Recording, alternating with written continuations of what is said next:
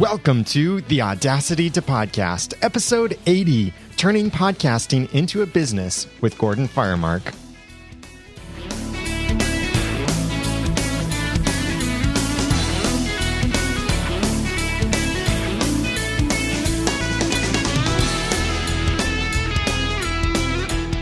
Thank you for joining me for another episode of the Audacity to Podcast. I'm Daniel J. Lewis, and this is a how-to podcast about podcasting and using Audacity. This is where I give you the guts and teach you the tools to podcast with passion, organization, and dialogue. And today, we're going to take a little approach of what about making money with your podcast? Now, I've talked about making money with your podcast before, but this time, we're going to approach it from what if that's your actual purpose. It's not just a hobby that you'd like to check out how you could possibly make money while you're doing your hobby, but we'll touch on that a little bit too.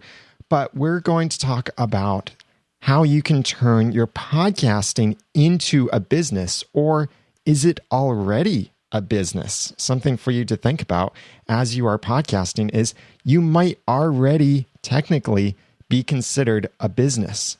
So we'll talk about that. And I'm so happy to again have with us in our final episode of this series for now of podcasting and the law. I have Gordon Firemark with us, and Gordon Firemark is author of the podcasting book that I highly recommend that you can check out over at theaudacitytopodcast.com/podcast law book. That's my affiliate link for the podcast, blog, and new media producers legal survival guide. It's a long title, but it's got some great information for podcasters and bloggers about how to use the law properly and how to use copyrighted things or not to use them and all of that stuff we've been talking about in these last several episodes of the Audacity to Podcast. So if you haven't heard the last few episodes, we talked about copyright laws, about trademarks, about privacy policies, disclaimers, other contracts, and many things like that. And today we're talking about this aspect of turning your podcasting into a business. If you're interested in just getting started making some money with your podcast, then I recommend go back to episode 39 over at theaudacitytopodcast.com/39. And you can listen to that episode where I talked about 5 ways to make money from your podcast or blog. Now, if you're already doing those things, then as you're going to learn, you might already be considered a business as you're podcasting. But if you're not, or if you are, whatever the case, there are many things to consider and many questions to be answered and taxes and different things. So I'm really happy that Gordon Firemark continued this conversation with us about turning your podcasting into a business, what it takes, what you can and can't do to some extent. And we had a great conversation here. So listen to this and also check out his website over at firemark.com. That's FIREMARK. And you can follow him on twitter.com/GFiremark. Gordon Firemark, thank you again for joining me for this discussion. Hi, Daniel. Thanks for having me. Let's talk about podcasting as a business. And do you podcast as a business? Yes, it is a business. I guess it fits the definition of a business. I don't do it with a specific intent to make a profit from it. I have other purposes, but because I have a sponsor, it certainly looks like a business to the outside world. And it is a commercial venture. It's not just me being a hobbyist, essentially. And although that's sort of how I feel about it personally, the outside world may look at it a little differently. And that's the purpose for having this conversation at all. I'm going to turn our outline on its face a little bit, Daniel, and we'll start with when is a podcast likely to be viewed as a business. It really comes down to whether there's some commercial component to it. Some of the cases on this, most of the cases have dealt with blogs actually, and not so much with podcasts, but by analogy, we can relate to it. A blog that's just a blog, someone's putting up their opinion, their, theater reviews or talking about whatever they're interested, fishing for striped bass or something like that. That can still just look like a hobby. When it becomes an issue is when the IRS says, wait a minute, you're making money from this. And therefore it needs to be treated as a business and you need to file your taxes a different way or something. Or the flip side, when you're running it as a business, or you're filing taxes as though your blog is a business, but it's not making any money, and so the IRS says, oh no, that's a hobby. You don't get to take tax deductions for the things you spend on your hobby. It can go either way. Some of the cases, though, also dealt with the issue of a business license. Local ordinances might require that any business operating within the city has to pay essentially a tax to get a business license to operate their business. Well, you're running a podcast or a blog from your home, and once a week you sit down and you record a half an hour thing and you put it up on the web and you're done, right? Well, doesn't look very commercial, right? But what if you have Google AdSense on your website, or a little banner ad on the side or something and there's a product being sold that's maybe not even your product. Maybe it's not even an affiliate link. It's just, Google AdSense, and you're making $3.27 a year from your Google AdSense ad. That's going to look like a business. It's commercial. And so you're going to be on the hook for those taxes, those business license fees. And it's been a problem. So be mindful of what you actually have on your website around your podcast. Whether you mention a sponsor in the show, you may have other products and things being advertised, and so you'll be treated as a business. Okay. Scott Eiland sent in a voicemail asking this question about podcasting as a business and making money from it. Hey, Daniel, it's Scott Eiland from the baseballexperience.com podcast. The season started, everybody. Anyway, I wonder if you could provide some insight as to how is the best way to get tax benefits from running your show, because they're doing a lot of business, a lot of purchasing of equipment and such to build, hopefully, a business for folks, mostly, eventually. And I wanted to know if you knew of how is the best way to get that rolling. I'm assuming that incorporation's involved and other stuff. And, just the general benefits to making your podcast an official business and stuff like that. Because I'm interested in possibly looking into that or finding out if there's a way to benefit from that. Anyway, thanks, man. Thank you for that voicemail, Scott. So, Gordon, you already mentioned basically defining that line between what's a hobby and what's a business. Yeah. So, like Scott said, let's say we want to take this actually the business direction. What does that take? Okay, well, I'm not a tax expert, so I'm hesitant to answer a question about the best way to get tax benefits out of things. What I can tell you is that the IRS, and probably your local taxing authority as well, are going to look at whether or not you're making legitimate effort, and whether there's a real chance that this is a money-making venture in categorizing something as a business for the purposes of whether you can take deductions against income for running that business. So, if you're selling those AdSense and making a few bucks, the IRS might say, hey, that's not a business. That's a hobby. And so you don't get to deduct $6,000 for all the equipment that you bought to fit out your studio. Meanwhile, that local government is going to say, wait a minute, that's a business. You've got AdSense on your thing. So you're going to have to pay the local business license fee. There's no good answer there. The good news is it's not about whether you form a corporation or a limited liability company or a partnership or any of those kinds of things. You don't have to do any of those things in order to be treated as a business for tax purposes. There may be advantages to forming an entity. It's going to depend on the income level that you're at. I wouldn't say that it's necessary to do it at the starting out phase unless you have one of the other two reasons for forming an entity. And those reasons, these are the primary reasons. One is that you need to raise capital. So you're going to sell off shares or membership interests in a company, right? If you're going to sell shares in order to raise the money you need to build your business, then you need to form some kind of an entity to do that.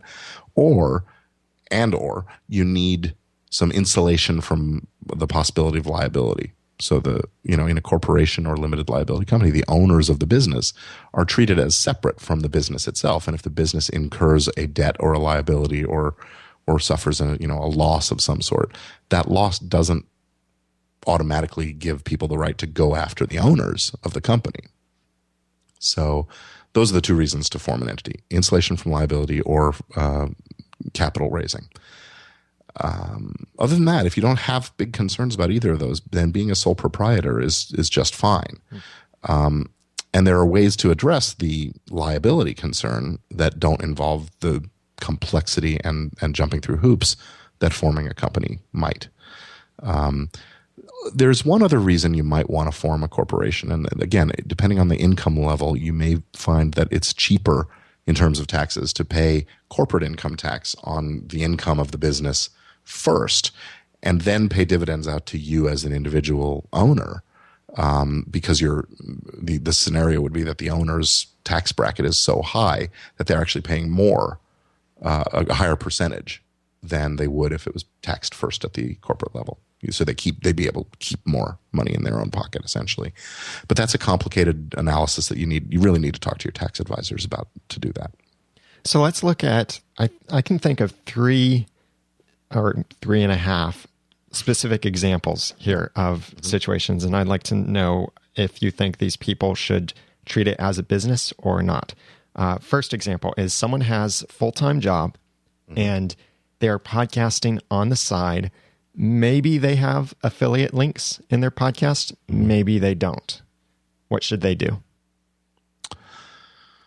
On the side, again, if they're not making any real significant money from it, I think they should think of it as a hobby and treat it as a hobby for the purposes of federal taxation.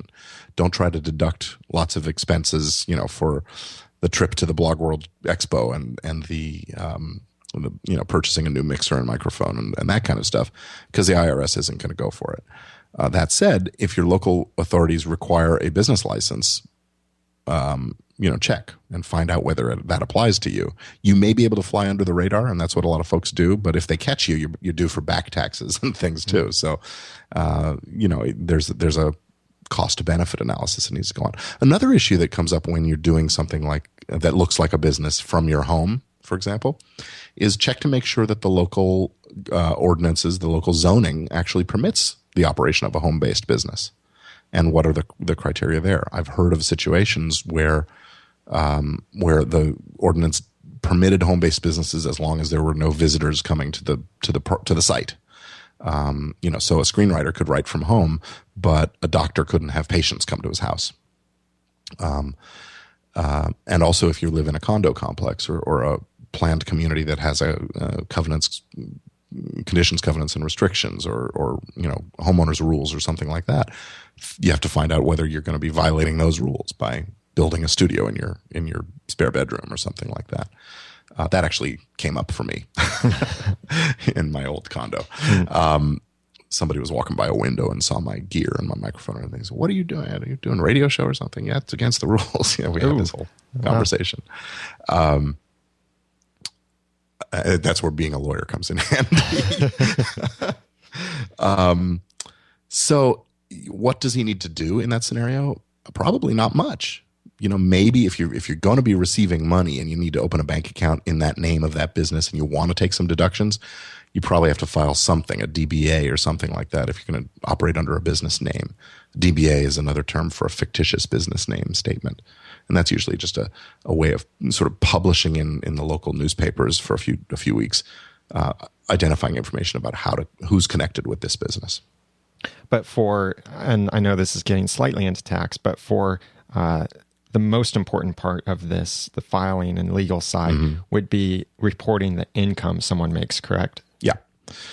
And it would happen probably on a Schedule C form. So if you're looking like a business and you're going to take the itemized deductions for things, you have to file Schedule C for the business to offset the income against those expenses. Okay. Or the expenses against the income. Now let's look at this from another third perspective or second perspective, is someone who, partially myself. Okay. I run my own business, so I've got my whole business set up, and many others out there do something similar where they run their own business and they podcast, but they advertise their business in their podcast. How should they be treating their podcast? Is it a marketing extension of their business? Is it actually part of their business, or is it still a hobby? That's how I treat mine. my entertainment law update podcast is an extension of my law practice. And so I file one return for that. And my podcast expenses and income just go onto the Schedule C for that particular business. Okay. And of course, in anything tax related, getting a CPA to look at it is the best thing. Yeah. Mm-hmm. And then how about that person who wants to actually make podcasting their business by basically being a radio host, but of course online on the internet, and getting paid to talk into a microphone and publish that? How should they be treating it? I think the same. It comes down to how much money are you making in any given year, and does it make financial sense for you to have the entity in place? Now, again, if you're going to be having people coming to your studio to do recording, and you're going to be, producing shows for other people and things like that, you might want to think about the corporation or limited liability company model as one of the shields against liability in case somebody gets their nose out of joint and decides to sue. But insurance is also an important component of that. Insurance is a component for everybody. If you're doing anything that's quasi-business-like and there's some risk that somebody could get hurt or some form of injury could be suffered, having some insurance in place makes a lot of sense. So what I hear you thinking or saying, and I want to see if this is a good summary of it, is it really comes down to basically two things.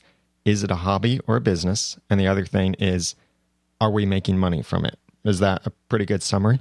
Yeah, and to a certain extent, the second question answers the first. If you're making money from it, it's going to look like a business, and you ought to think about it as a business. If you're really just getting it out there to get it out there, then maybe it's a hobby, and maybe you shouldn't. Well, certainly if you're not making any money, you shouldn't try to offset your expenses against it. And I think this is an area where sometimes if we take the same kind of situation but apply it to different purposes or different hardware. A different business, yeah. Yeah, if we are talking about model airplanes, well, can you deduct your expenses for buying model airplanes and paint and all of that? No, that's definitely a hobby, unless that's your business. Right. And how about skiing? Yeah. Here's a great one. Okay, so or playing tennis or golf or whatever. Unless you are a professional skier or tennis player or golfer, paying for your skis and your lift tickets and those kinds of things that's a personal expense. It's a hobby. It's a recreation. If you're a professional skier though, and you need new skis 3-4 times a year, and you need clothes to wear when skiing, and you need lift tickets and transportation and travel to the various ski destinations, those are business expenses. So most of us who go skiing aren't going to think of ourselves as a professional skier and wouldn't dream of trying to deduct the cost of a pair of skis. Yeah. So put it in that context and it sort of comes out the same way. Even, I guess you could have a semi-pro skier or a semi-pro tennis player who, maybe gets, paid to give lessons here and there to the kids in the community. But more than likely that would be under an employment relationship anyway, and you don't have to worry about the business component of that. Okay. Another aspect of this, of kind of being a business and podcasting and blogging, is, are we journalists or members of the press? Yes, no, and maybe. There's been a recent case that is dealing with this very issue of whether or not a blogger is a journalist.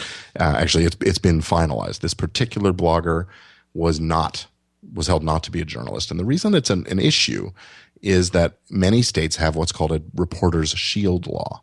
And the reporter's shield law basically says that a journalist can't be held liable for to disclose the source of their information. Journalists might stand on integrity and say, I'm not going to reveal my sources. It might also provide some protection against libel and slander, libel cases, and privacy and those kind of things. The First Amendment stuff comes into play. But in order to qualify for that, you have to be a journalist. The case in question happened in the state of Oregon, I believe, and it was a woman who had started a blog. Actually, what she did was she registered dozens and dozens of domain names, and she blogged about a particular person and a particular company by name and trashed them on the internet. And because she had so many domains up with all this stuff, it was essentially taking over this person's internet presence with all this negative information. And then what she did, and what made her look not like a journalist, was she then offered reputation cleanup services to these people. And when she was sued for defamation about false statements that she made about this particular guy who happened to be a lawyer, it was held that no, she was actually running this sort of a racket designed to make money from trashing people. And so that was not she wasn't going to be subject to the Journalist Shield Law. And so the libel case was able to proceed against her. And I think there was a judgment against her in a significant amount of money that she may never be able to pay. But the point being, there's an issue. Now, the other way that this issue has come up is when a particular blog gets a preview look at the new iPhone or something like that, and Apple goes after them and tries to seize their materials and shut them down and get their material taken off. The blogger in that situation is able to say, wait a minute, I am doing journalism here. This is legitimate interest, of public interest to people, and you can't shut me down. And the courts have, in a particular case involving Apple, held exactly that, that the journalist was protected and did not have to disclose where he got that iPhone to look at, and couldn't be, that they weren't going to take down the website. That's a few years ago, and since then there have been some controversies over this, and it's gone back and forth a bit. The point is, the courts are going to look at whether you're acting like a journalist and behaving like a journalist. A hobbyist who does theater reviews. This is another situation that just came up actually in a theater law class I teach. The IRS said that the theater reviewer couldn't treat the expenses of reviewing and going to the theater and the theater tickets and those kinds of things as business expenses, because she wasn't a real journalist. Meanwhile, in another place, a real journalist who got freebie theater tickets, the debate was, do we have to declare that as income? And the court in that situation said, no, it's part and parcel of what they do for a living and being provided access to these shows.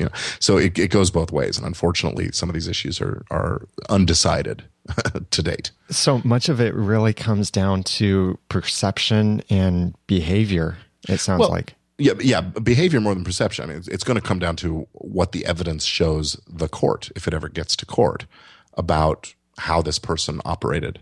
If you act like a business, look like a business, if it smells like a duck, it looks like a duck, it quacks like a duck, it's a duck. If you want to be treated as a journalist, then act like one and follow the journalistic protocols of, multiple sources and, getting people to go on record and be credible as sources, those kinds of things, and being fair and balanced, to use an over abused phrase lately, but being presenting things in a fair way with the opposing point of view, at least given an opportunity to express itself. All of those kinds of things come under sort of journalistic ethics. You want to be treated like a journalist? Do what journalists do, even though you're not published in a major quote newspaper or television scenario. And the courts are coming around to the notion that online is a different thing and some of the rules are different, but the more you act like you intend to be a journalist, the more you will be treated like it. I had this come up in two different ways in my history. One of them is reviewing movies for one of my podcasts that's currently on hiatus.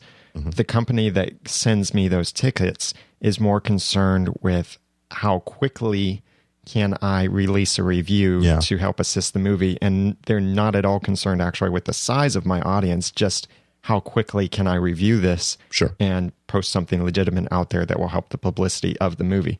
Another group, though, ABC, the TV station, who hosts the Once Upon a Time TV show, and I've got the podcast about Once Upon a Time over at oncepodcast.com. They recently finally approved us for press access to their resources because I was able to demonstrate. At first, they said, no, bloggers, podcasters, we don't consider them press. But I kept coming back, and after a few months, I could then demonstrate to them, look, I've got this massive audience now. I'm on the top of many relevant Google searches. I'm the top podcast in all of these directories and all of this.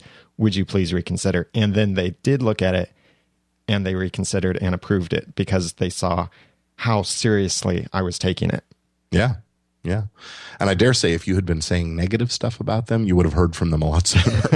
Yes. Hey, wait a minute. That's not cool.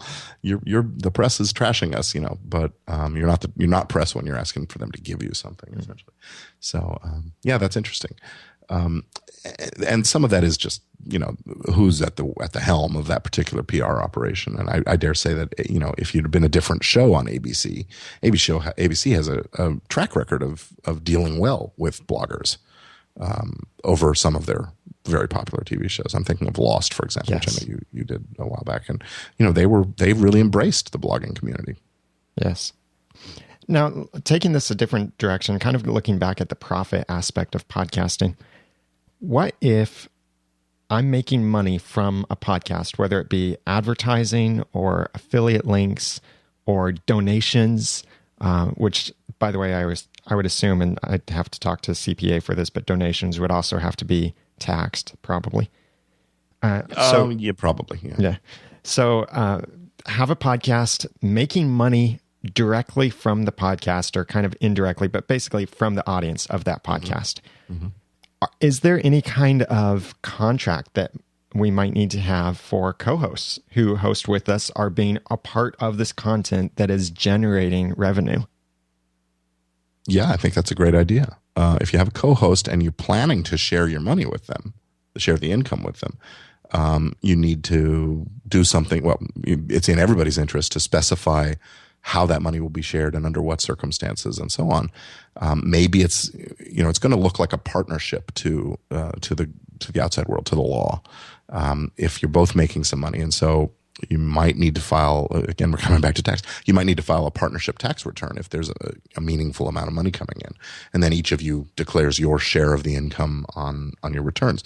But if you're just going to essentially pay your co-host for coming on and being a part of your show, then they may look like an independent contractor or something like that.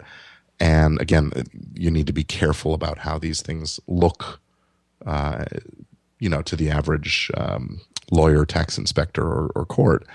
And so having something in writing, it helps do that.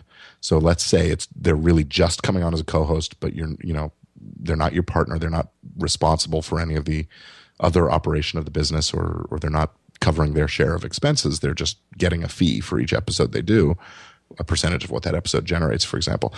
You get that in writing, put it down on paper. The important thing is if you are going to say after the deduction of the expenses, then it needs to define that. Is it net profit of the show, or is it gross receipts of the show? That's some of the issues that you want to worry about. This is not a situation where you necessarily need to have a lawyer. You can shoot an email over that says, "Dear so-and-so, thanks so much for agreeing to be my co-host. As we discussed, when the show makes money, I will first deduct the expenses of the show, and then I will give you, 30% of what it earns. And if this is acceptable, just, let me know." And you're good to go. You've got a reasonably enforceable contract. Getting that down on a piece of paper with 2 blue ink signatures is a little better. So far we don't see a lot of these kinds of things coming up in the courts, but there's something called the best evidence rule. If that email is the best version of proof of that situation, then it'll be enforceable. So this, I think, ties in somewhat with what we talked about in our last episode over at theaudacitypodcast.com/79 when we were talking about release forms. So there's no requirement that I make some kind of profit-sharing contract with a co-host, correct? No. The danger of not having something in writing is that the co-host thinks of him or herself as a partner and therefore entitled to half of the money. Mm. So if you're not intending to share the money, it's also a good idea to say, "Hey, thanks for agreeing to be this. You understand it's a freebie," and and you can sometimes do that in that in that release language that we talked about at the beginning of last episode, where we said, you say, "I'm recording this, and you understand I can use it, and I don't owe you anything, and I can use it forever." And if the person says, "Yeah, sure," then you're good. You don't have an obligation to share the money. Again, better to have it in writing than not. if you can. Okay. Now let's look at the bad news side of things. Whether we're podcasting as a business or as a hobby, what if we get some kind of lawyer letter, like notifying us of trademark infringement or the famous DMCA takedown notice or anything like that from a lawyer for our content, our site, or something we said, whatever? What do we do? The infamous nastygram, as many of us lawyers like to refer to them. It sort of depends what it's about, but the short answer is you have to deal with it. If you hear from a lawyer, somebody's making claims against you, you do need to respond to it in some way. But be careful not to respond way too fast. DMCA notices are the one exception. If you get a DMCA notice, it's essentially a demand that you take down the infringing material off of the web immediately. And the reason it has to be done immediately is that is part of the Digital Millennium Copyright Act's guideline. What that says, and this is something important, by the way, if you're putting up user-generated content, stuff that's your listeners contributing stuff to you or whatever, or comments on the blog, it's a good idea. In fact, it's almost the most important thing you can do is register your copyright agent with the Copyright Office in Washington. And there's a form that you have to fill out and a small fee that you have to pay. But if you have a registered agent in the Copyright Office and you get a DMCA notice and you take the appropriate action by taking down the offending material, you are essentially safe from being sued for copyright infringement by that user-generated material. Now, if it's your stuff you've created, you're not exempt. You're on the hook for your own creations. But if someone else has contributed something to your show and it infringes, you may be able to take advantage of what's called the safe harbor under the DMCA. So you do need to respond to that pretty much immediately. Within 24 hours is the best practice on DMCA notices. The rest of the time, unless the notice specifies a time frame, you have a little bit of time to think about it, to mull it, and to prepare a reasoned response. In my book, I list a list of what to do. Don't panic. Don't overreact. Notify your insurance carrier if you have one, and if it's something that the insurance will deal with, they may be responsible for paying your lawyer to defend you in the situation. Don't respond too quickly. Give yourself some time to think it through and talk with lawyers and so on if it's appropriate to do that. But don't underreact either. Do respond to it and deal with it. Then get some good advice and then prepare a reasoned response if it's appropriate to do so. There are some situations where no response is the right response, and you don't want to give away information that would be usable in court or something like that. And then just sort of be prepared for what's coming next, which could be a lawsuit, or it could be you filing a lawsuit against them because they've threatened you, those kinds of things. So I guess I would say the answer is if you get a letter from a lawyer and you don't understand it or you don't think there's any merit to it, but you feel like you need to reply or deal with it, this is when you want to talk to a lawyer. Doing it yourself is probably not a smart move, with the exception of the DMCA thing. The other thing about DMCA, and I'm jumping around here, but I want to say, if you get a DMCA notice and you take something down and the user who created that content that you took down argues and wants to issue what they call a counter notice, then you put it back up and you let the two other parties, lets you and him fight. You let them duke it out in court, and again, you're still eligible for that safe harbor as long as you have followed the letter of the law in there.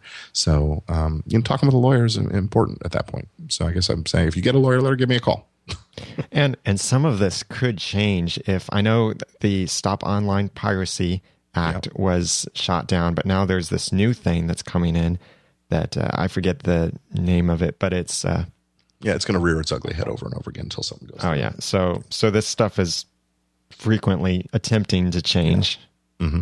Yeah, and that's the problem, is that it's sort of a moving target. What to do in case somebody is upset with what you're doing is a moving target, and you need to check in with someone who follows the stuff and pays attention. But if you take reasonable precautions, you get the releases, you don't will tell lies about people. You act like a journalist if that's what's involved, and you get, backup documentation for your assertions, and you don't steal people's content, you're going to be in pretty good shape and unlikely to see much of this kind of thing.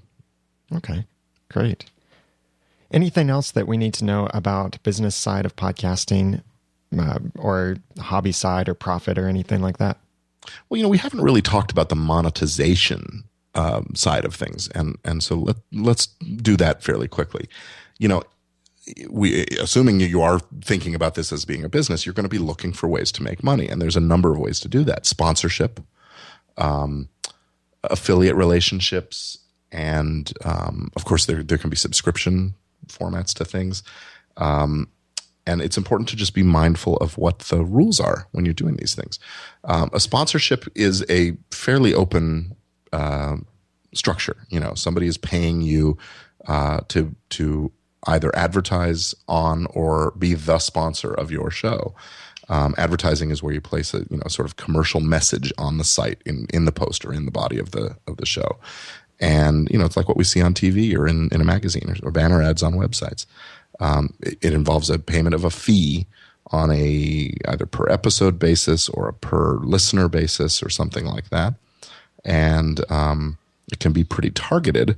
That's one of the advantages of using podcasts and blogs as advertising media is since you're paying for the number of viewers, you're paying less to reach a few hundred people who are really genuinely interested in what the blog is about or the podcast is about than you would if you put it on a television ad where you're paying to reach millions and millions of people, only a very small fraction of whom are interested in the subject. Same with sponsorship. Sponsorship is as much about getting the brand name out there just for brand recognition as selling a particular product in most cases. And then there's the affiliate stuff. For those who don't know how affiliate ads work, it's basically the content creator, the blogger, the podcaster, the media creator makes a deal with the product owner or the seller of the product that if I help you sell this product, if I send you a lead who buys it, you're going to pay me a commission. So a commission sales job, basically. The problem is that affiliate ads often look like a product review or a recommendation from the blogger that says, I use this product and I love it and it's fantastic. And what they don't say is when they link out to it that if you follow this link and you go to Amazon and buy it, I'm getting a little bit of a payment from Amazon for each time someone buys it. The law now says, since 2009, the law has said if you do these kinds of things, you have to disclose the fact that it's an affiliate relationship and you're going to make some money from it. So you have to say so, essentially. And so that's it. And then likewise, there's similar rules about testimonials. They have to be accurate and not misleading. That just has to be fair and reasonable for the audience to perceive. You have to disclose that what the generally expected performance of the product would be, and so on. And there you go. So the FTC has these guidelines in place that help establish this stuff. Okay. Well, Gordon Firemark, thank you so much for these last several episodes that we've had covering many aspects of podcasting and the law. And we might someday get back together if we collect enough extra questions and just have a FAQ session together. That would be fantastic. And I really appreciate your time on here.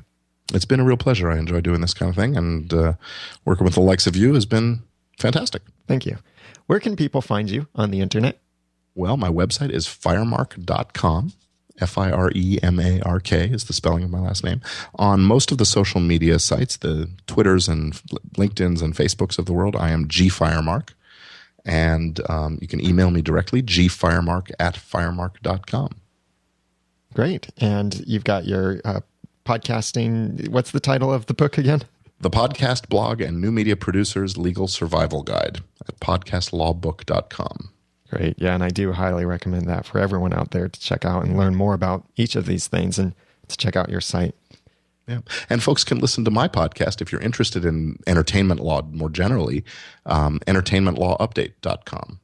Great. Thank you so much, Gordon, for joining me for these episodes. Thanks for having me. I really appreciated that Gordon took the time to record these past several episodes. And again, if you haven't heard them, please go back and listen. Some great content that Gordon has shared with us about copyrights and trademarks and privacy policies and disclaimers and procedures and contracts. And now learning about podcasting as a business. So I'm really grateful for this expertise that he brings to this conversation, or brought, and will continue to bring as well. Because like we mentioned, if you have questions, and you probably do still have questions about all of these topics we covered, please send those to us. Send those to me, feedback at theaudacitytopodcast.com, or leave a voicemail at 903-231-2221. Or you can also go to theaudacitytopodcast.com and click on the send a voice message tab there and record a message right from your computer. And if there are questions about copyrights, trademarks, privacy policies, anything else that we did cover or didn't cover about podcasting or blogging and the law, then please ask those questions. And Gordon has offered that either he'll come back on for a full episode where we can have some question and answers about podcasting and blogging and the law, or even if it's just something short and simple that I could send it to him as a question, and then he'll send back an answer, either written or recorded. So if you have any questions, please let me know. Feedback at theaudacitytopodcast.com or 903-231-2221, or you can also go to theaudacitytopodcast.com and click on the send a voice message tab and record your message right from the computer that way. And when you email, you can email written or recorded, because if you're a podcaster, you probably want to record your voice and make it all nice sounding and everything. So that's fine for you to do that as well. Be sure to check out his site and check out his book too. I've been reading his book, and it's really good. It's in depth, yes, but it is good to know this stuff. So you can check that out through my affiliate link at theaudacitytopodcast.com/podcast law book. And let Gordon Firemark know that you've appreciated this series that we've done together. And follow him on Twitter, like he said, at gfiremark. And check out his site over at firemark.com/noodle. Has a lot of links that are relevant to our conversation and more information about him, his podcasts, and all of that. So check that out. Now, I've got a few little things I want to share with you. Again, just to remind you, 2 repeating announcements. One is Blog World New York City is coming up. I'd love to see you there. If you want to register for that and attend the podcasting track, go to theaudacitytopodcast.com/blogworld. And when you register, use the promo code GSPN10, GSPN10, and you'll get 10% off your registration then. I think all of the early bird sales have already expired. There might be one left that expires this week, the week of May 6th. And you might be able to get that, or it might have all expired, but you can still save 10% by using that promo code. And then please use my link when you register, theaudacitytopodcast.com/blogworld. I look forward to seeing you there. And my friend Cliff Ravenscraft has actually asked me to take the lead on the panel discussions that we'll be having on Thursday.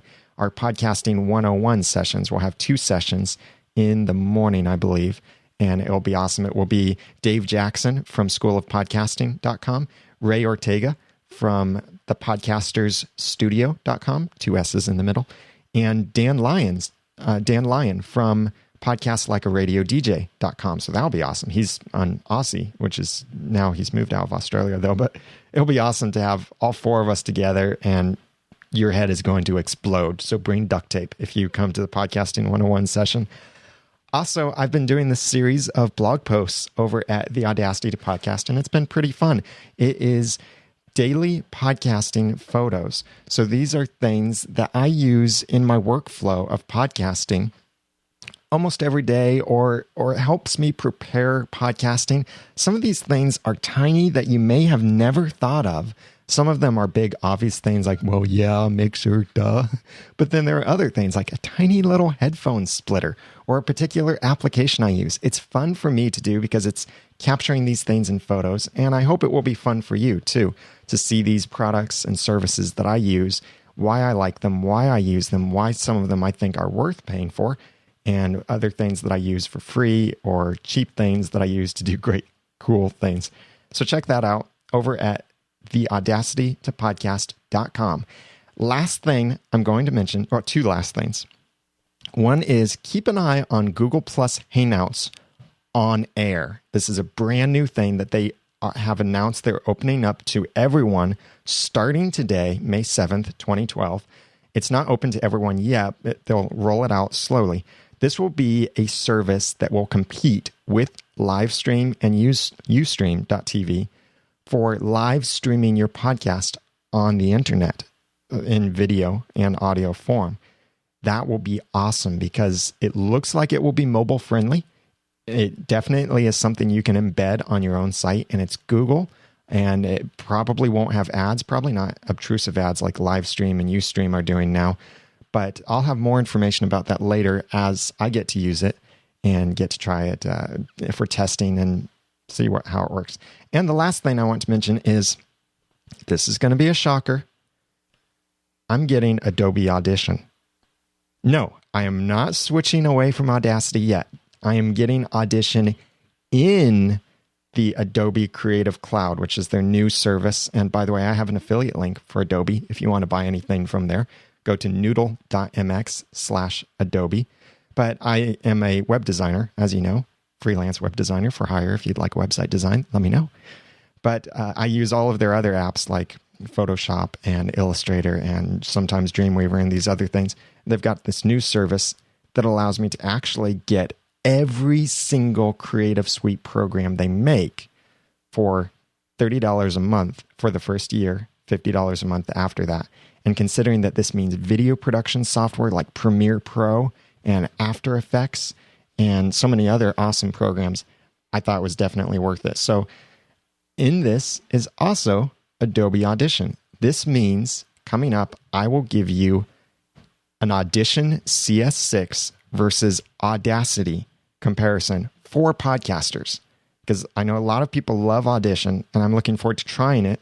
I'm going to legitimately try it and then let you know what works much better in Audition, or how for a podcaster, basically.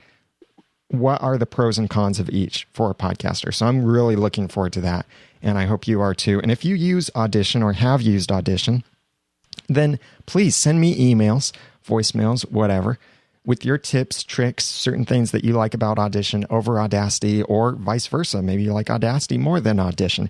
Besides the price, that's the obvious thing. Yes, the price tag, $350 normally. But let me know. Send an email to feedback@theaudacitytopodcast.com or call 903-231-2221. You can also go to the show notes for this episode, which will have the outline of stuff that Gordon talked about, over at theaudacitytopodcast.com/80. And I'll get back to pretty soon talking about Audacity for podcasters as well, and some really cool episodes planned for the future.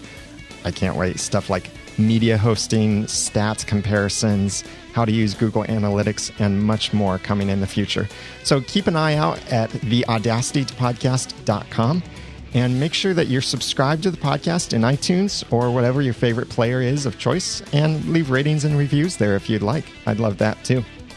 Also, go to theaudacitytopodcast.com and sign up for the email newsletter so you can get some of this stuff emailed to you ahead of time and know what's coming.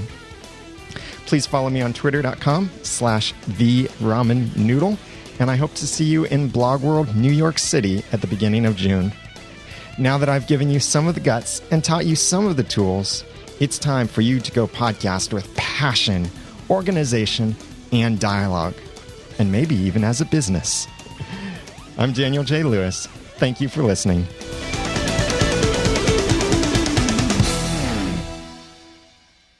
The Audacity Podcast is a proud member of the Noodle Mix Network.